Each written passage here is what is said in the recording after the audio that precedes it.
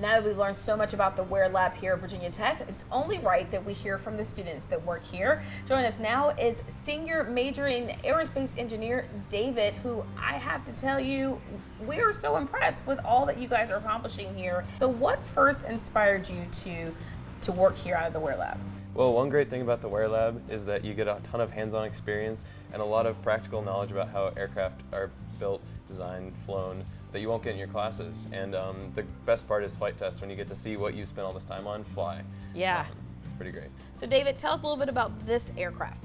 So this aircraft was from a few years ago. It placed 4th at competition, about over 100 teams international, so it did really well. If you can see, there's a seam down the middle. It actually splits apart and it has hollow wings, so that another flying aircraft fits inside of it, and it had to fly with that. And it also had to carry a Gatorade bottle at competition. So there's like a checklist you have to follow. Yes, yeah. Rules change every year. And that just kind of makes it even more challenging to figure out how to incorporate it and make it work. Yep, it's something new every year. Very cool. Is it ever discouraging when you think you figured it out and then you think it's going to take flight and it doesn't?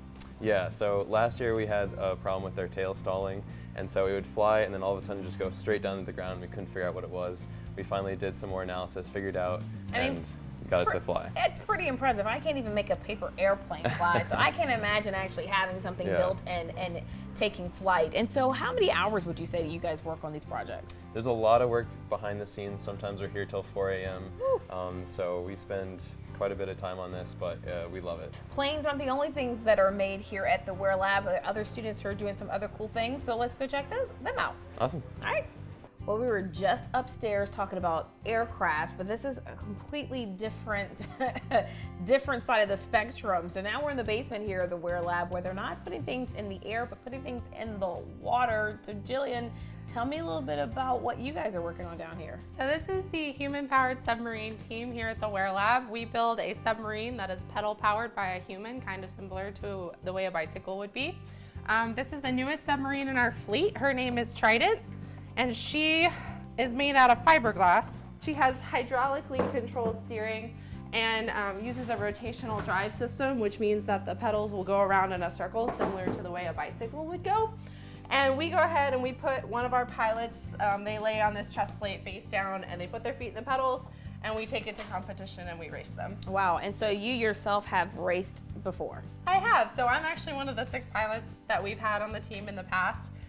It's a lot of fun. It's definitely an interesting experience. So how fast are you guys able to get this to go?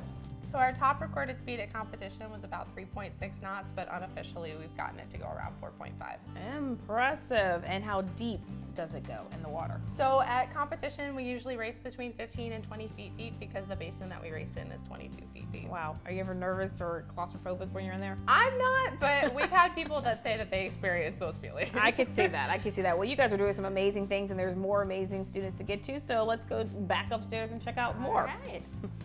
As we've learned, one of the major goals here for Ware Lab students is to get to national competition. Well, something very cool happening here at Virginia Tech is Tech will be hosting one of these national competitions. Former Steel Bridge member Paige West joins us to tell us more about this exciting new venture. So give us all the details of what we can expect. Yeah, absolutely. So Tech is hosting our first national competition of the Steel Bridge team. So teams compete in the regional competition, and the top 2 or 3 members are invited to the national competition. So this equates to about 45 to 50 teams and about 600 to 700 people. So it's a huge event, and we're so excited to host it this year. Very cool. All right, when is this taking place? It's May 22nd through 23rd of 2020. And can anyone come and check out the competition? Yeah, absolutely. We'd love to have people supporting other teams and learning about it. Very cool. Well, best of luck to everyone. Thank you so much. Thank you, Paige. And stay with us. We've got more Living Local coming up after the break.